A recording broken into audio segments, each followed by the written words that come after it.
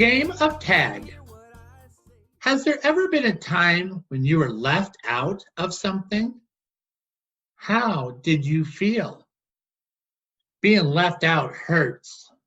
Although everyone can't play together all the time, it is important to be kind and try your best to help everyone feel included. In this story, a child does not want to invite someone else to play, but he and his friends later discover what it feels like to be excluded or left out by others. As you listen to the story, think about what the characters might be thinking and feeling when they are the ones left out, and also when they are the ones excluding others. One day on his way home from school, Kenny stopped along the path and plopped onto a bench, sighing loudly. As he looked across the park, he saw a lot of kids talking and laughing as they headed toward the playground, the ball fields, or their homes. Kenny watched a couple of kids race past him on scooters, and he felt like the only person in the world with nothing to do. Just down the path, Annie and Jordan were talking about their plans for the afternoon. "Hey, look, it's Kenny," said Annie, pointing toward the bench up ahead. "Maybe we should ask him to come to the playground with us." Jordan frowned a little. "He's probably just waiting for someone."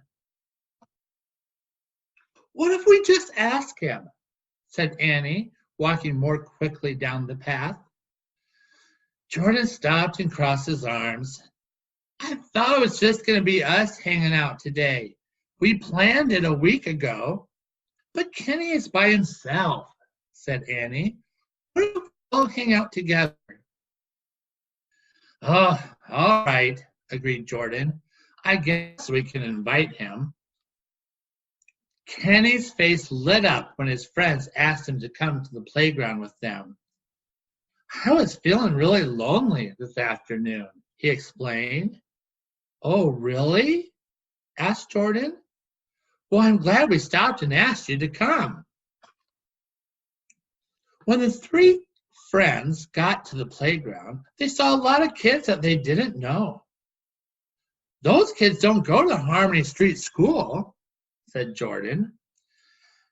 As they started running onto the playground, a kid with red hair came over and stood in front of them with her arms crossed. "We're already playing tag," she said. "No one else can play here or you'll be in our way." "But the other playground is all the way across the park," Jordan protested. Just then, a few more kids came their way. "Do you want to play tag with us?" one of them asked. The red-haired kid looked at him and shook her head. "They're from a different school," she whispered. Her friend laughed.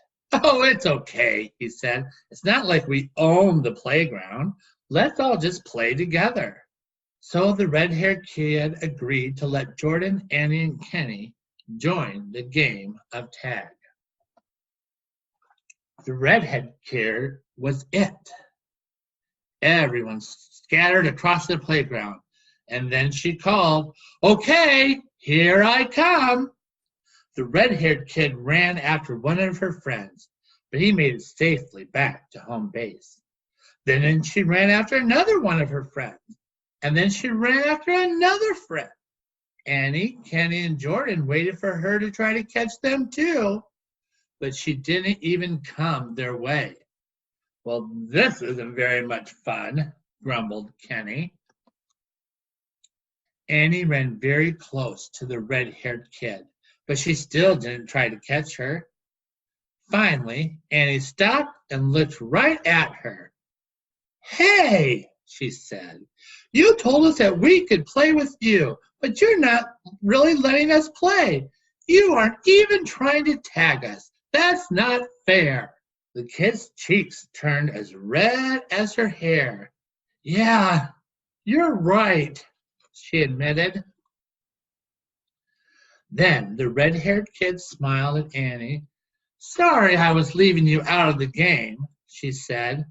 Then she reached out and tapped Amy on the arm. Tag, you're it, she yelled and ran toward home base as Annie laughed and dashed after her. While Jordan, Annie, and Kenny played tag with their new friends, they found out that one of the kids was going to be a student at Harmony Street School next year, and that Jordan and the red-haired kid went to the same summer camp. Even though the kids were from different schools, they actually had a lot in common. Whoever is it has to close their eyes and listen for the other players to move around so you can find them and tag them. It makes the game a lot harder. Everyone agreed to give it a try. And it was Jordan's turn to be it next. I'll just watch you play, said Jordan, walking over to sit on the bench. The red-haired kid followed him. Why don't you want to play with us anymore? She asked. Jordan pointed to his ear. I wear hearing aids, but when it's really noisy like it is at the playground, it's hard for me to hear.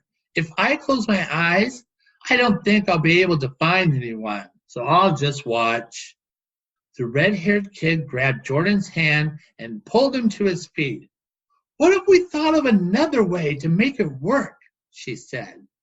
We aren't going to leave you out of the game. The kids talked and decided they would play partner tag. Partners would have to link their arms and stay together during the whole game. Jordan's partner was the red-haired kid, and when they were it, they closed their eyes and crossed their arms together. She would tell Jordan when she heard the other players move, and then they would feel around together and try to tag them. It was a lot of fun to play that way.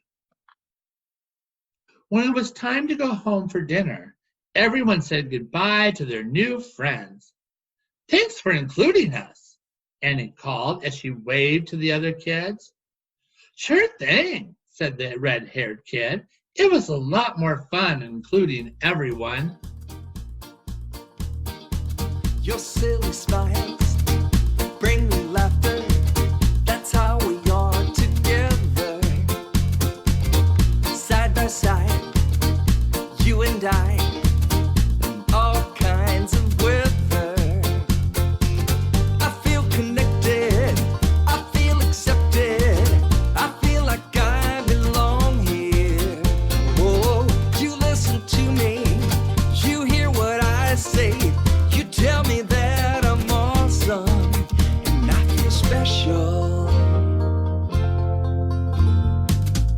Blowing bubbles, splashing puddles, spending the day together. Whoa, riding bikes, climbing trees, in all kinds of weather.